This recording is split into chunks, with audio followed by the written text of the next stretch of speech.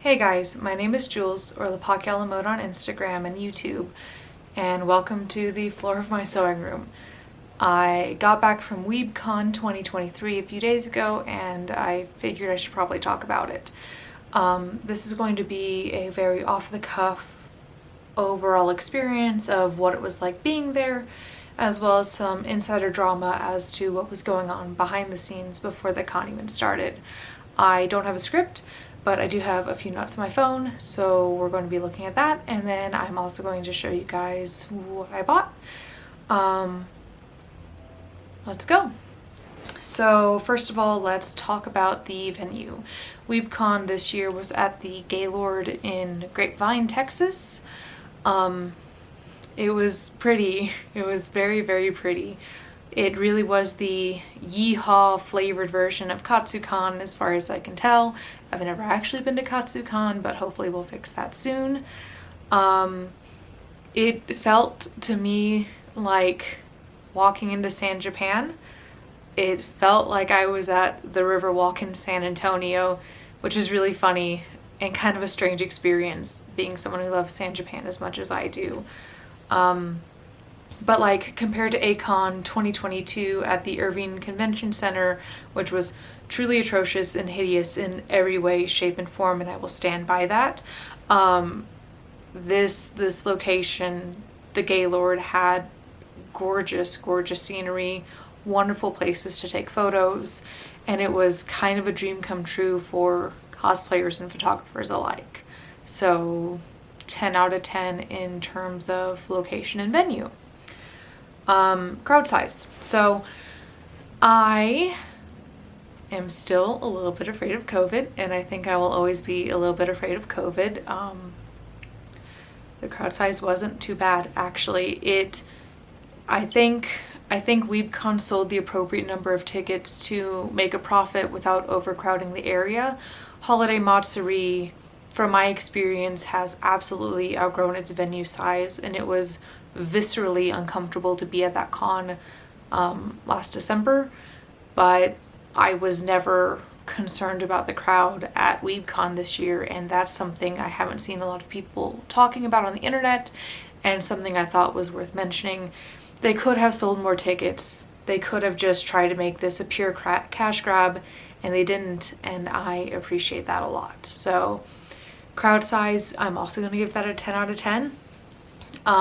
And it was a fun crowd.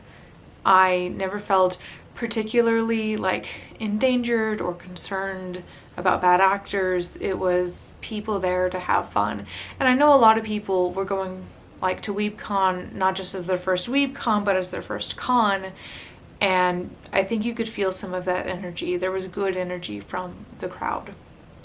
The Dealers Hall / Artist Alley. So there was no Dealers Hall and there was no Artist Alley. There was just a Vendors Hall. You see, normally cons will separate the Dealers Hall and the Artist Alley and have them be thrown to locations, and then they'll throw voice actors and autographs in there, typically in the Dealers Hall or in their own location. And I prefer this because I like shopping at the Artist Alley rather than the Dealers Hall. The Dealers Hall doesn't have a lot for me. I'm not really a figure person. If I'm buying prints, they're going to be from, small artists or indie artists rather than mass-produced prints. If I'm buying stuffed animals, unless it's an Al Picasso, and a real Al Picasso, once again, it's from small indie artists. But with the way that they had the vendors hall set up, it was really hard to find the artists, because the dealers would have really big setups and the smaller artist setups would get lost in it, and it got confusing, and then I got a little put down about the fact that I couldn't find what I was looking for, and then I ended up not really buying anything. I did buy 3 things. Where did I put it? I bought, well, let's start here. I bought this guy.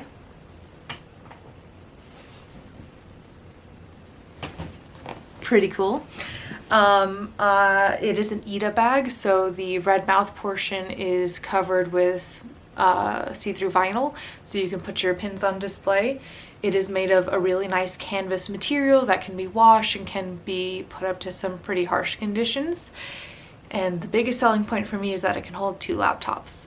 For those of you who don't know, I am a software engineer, and oftentimes I do travel with my work laptop as well as my personal laptop in case I happen to get stranded anywhere or something blows up at work and I need to log on. So this backpack is literally perfect for me. I saw it, and as a shark lover and an engineer and someone who has way too many enamel pens to display, I had to buy it. I think it was like $70, and I'm not going to say no to that.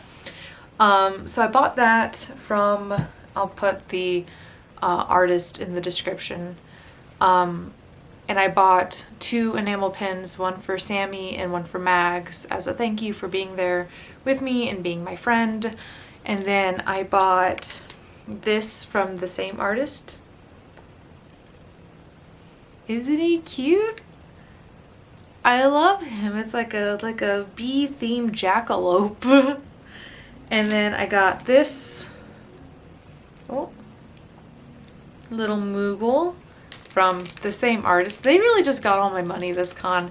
And it's for my partner because he likes Final Fantasy and Moogles, and I associate the Moogle mailman with him, and it just makes me happy. One thing I didn't buy but was gifted to me by a vendor because when they arrived, they didn't have a booth.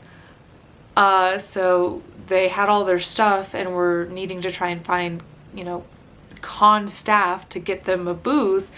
And I watched their stuff for them while they ran around doing that. So as a gift and a thank you, they gave me,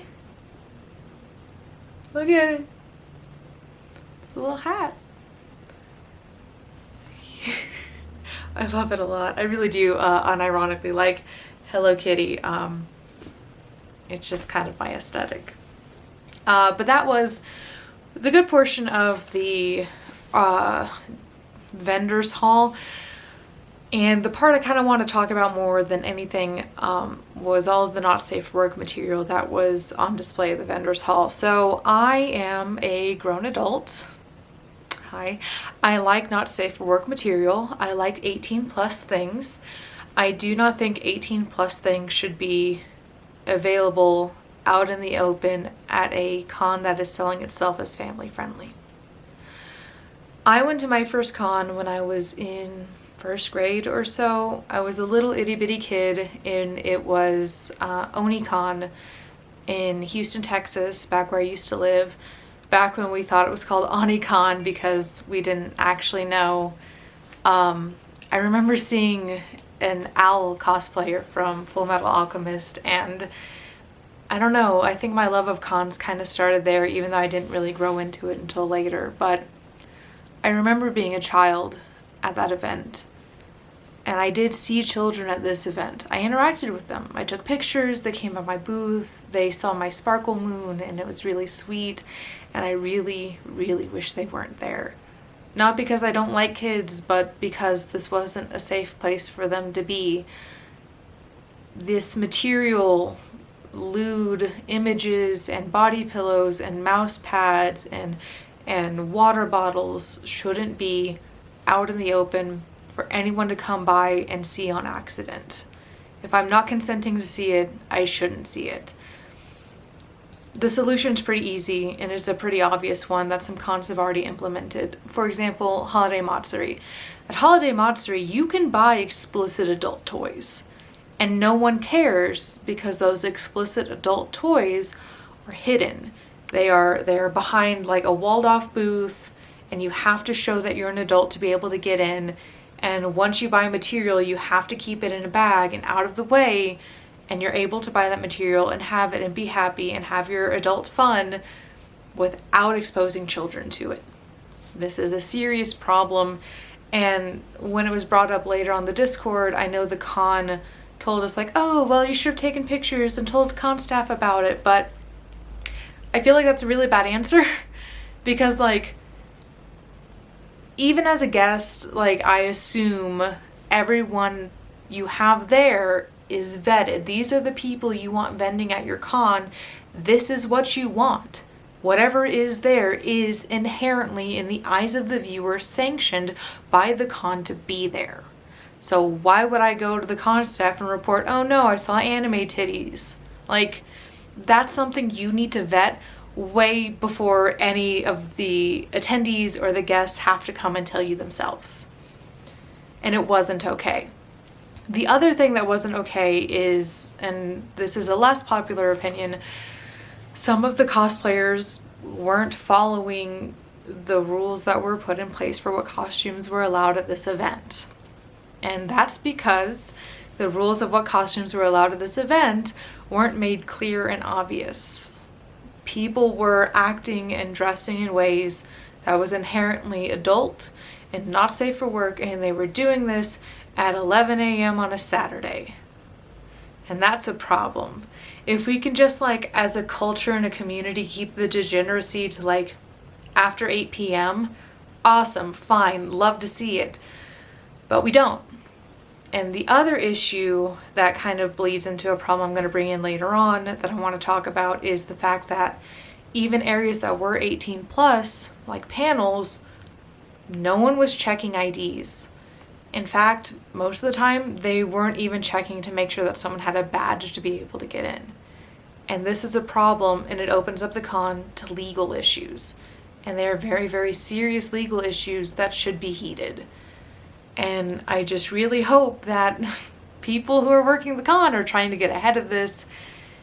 And I hope they can make a decision on if they want to be an 18 plus con and allow this just whole cloth, or if they want to be a family friendly con and start working through ways to sell these items without making them accessible to children. Panel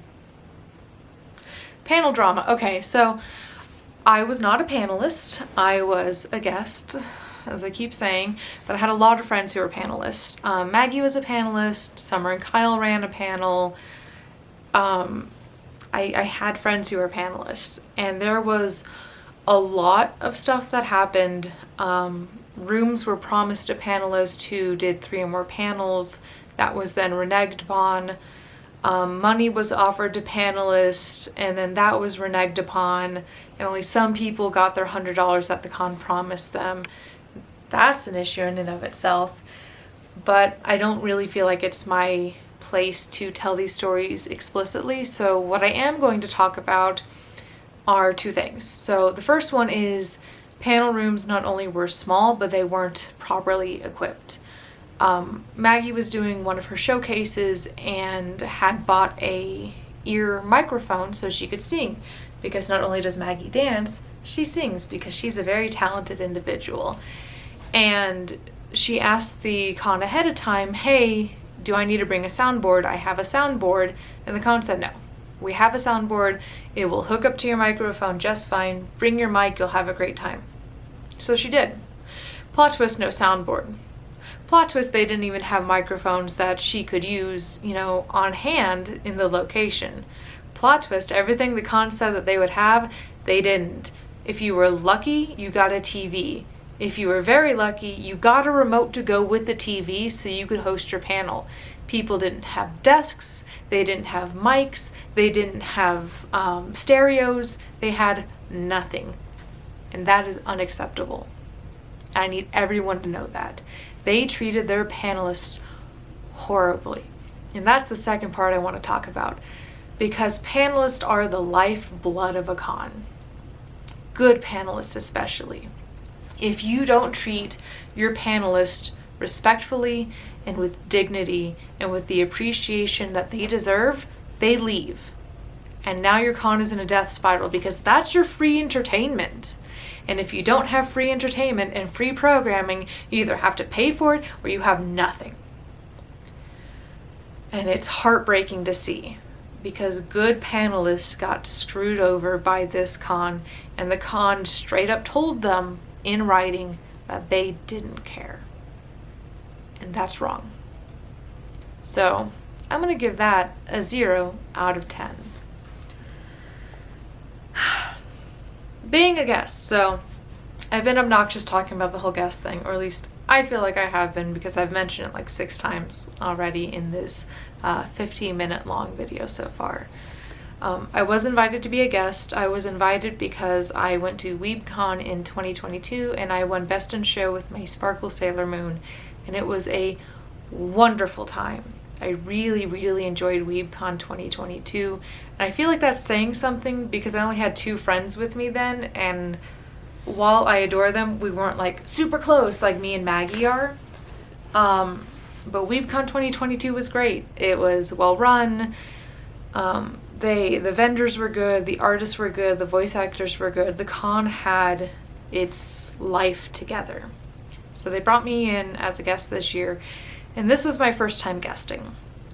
And the con was really, really pushing me to sell things. It was strange. Just in emails, they were talking about how much money you could make as a guest and how you needed to make sure that you had stuff to sell at your booths, and I'm not comfortable doing that.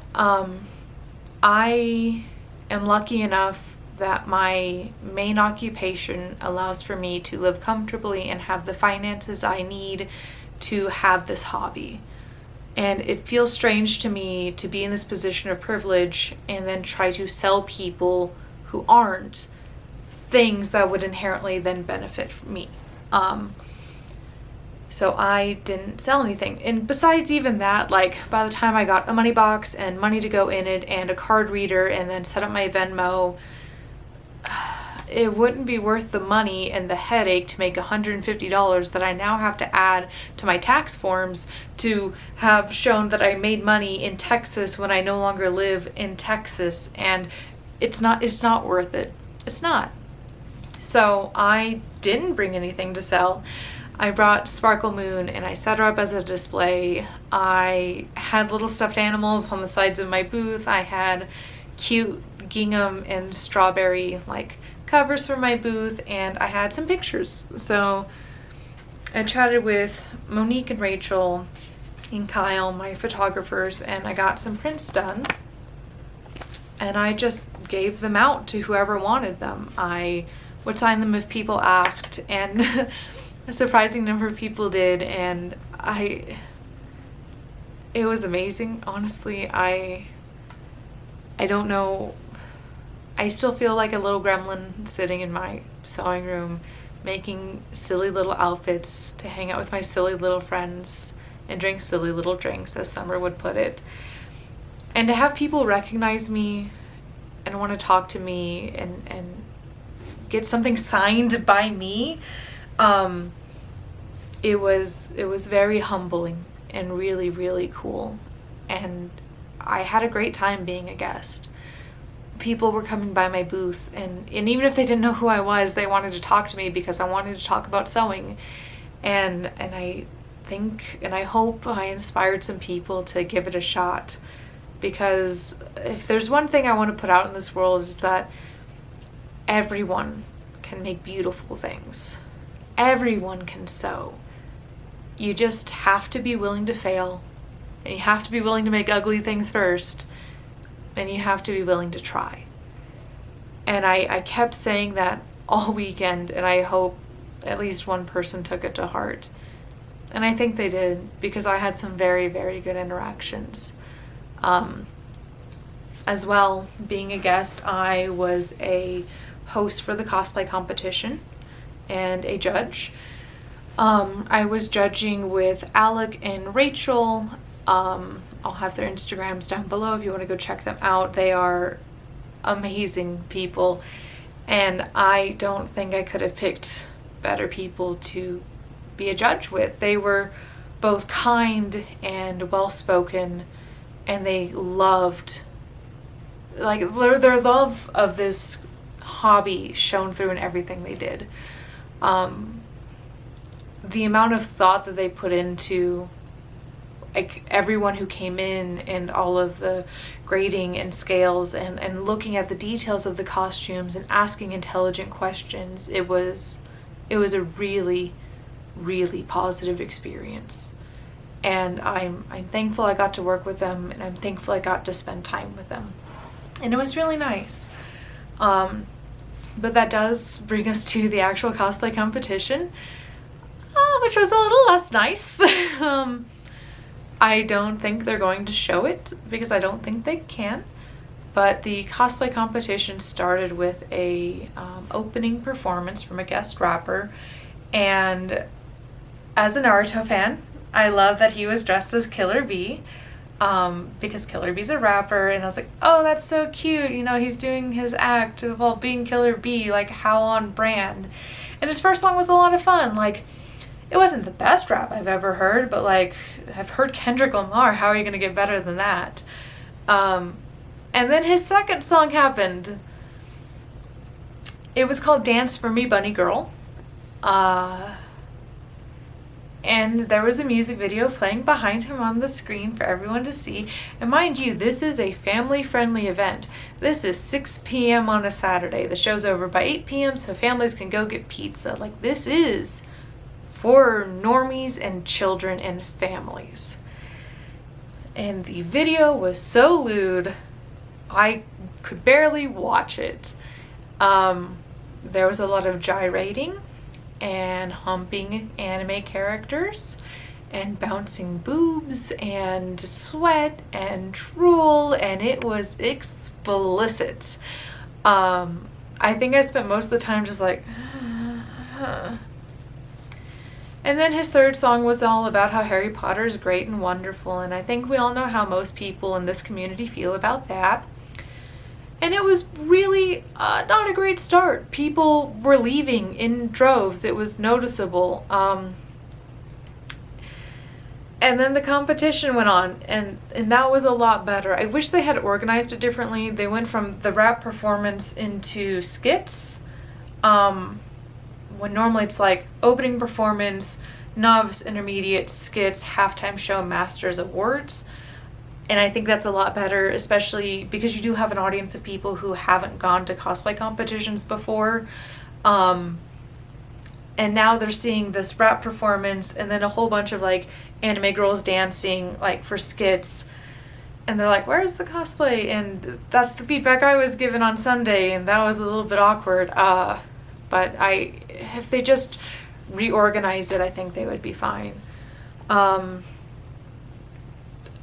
The con as a whole, unless they change some serious things, I'm not going to go back for 2024. The disorganization was horrific. There was no weapons check, and that's dangerous. There were people walking around with real metal swords. They weren't checking for badges, which is also dangerous, and I don't think I need to tell you why. No bag check, also dangerous, especially in Texas. And it was all in all a poorly organized, poorly stuck together mess that only worked because anime fans will put up with anything if it means they get to put on silly clothes and spend money on things that they don't need, myself included. So I don't think I'll be back, and honestly I don't think I could in good conscience recommend this con to other people. Just because they treated me well as a guest doesn't mean that they treated the attendees well, and it doesn't mean they treated their panelists well. And that's not okay. And if we continue to go to cons that do these things, we're enabling them. We're telling them it is okay. So instead of going to Weebcon, save up on your money and go to San Japan, because that is so far the only con that has never disappointed me, and I don't think it's going to disappoint me this year. I might do a video later about more of the nuances of what it was like being a judge and what I looked for, what I personally looked for while I was judging, because I did learn a lot about how I would compete again if I were ever to get back into competitions based on what it was like being the person in the chair looking at all of these costumes. But for now, I think I've word vomited long enough. I hope everyone who watches this has a great day.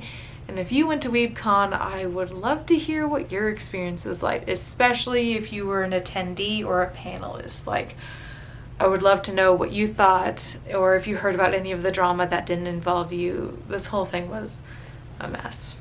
But have a good day, and I'll see you next time.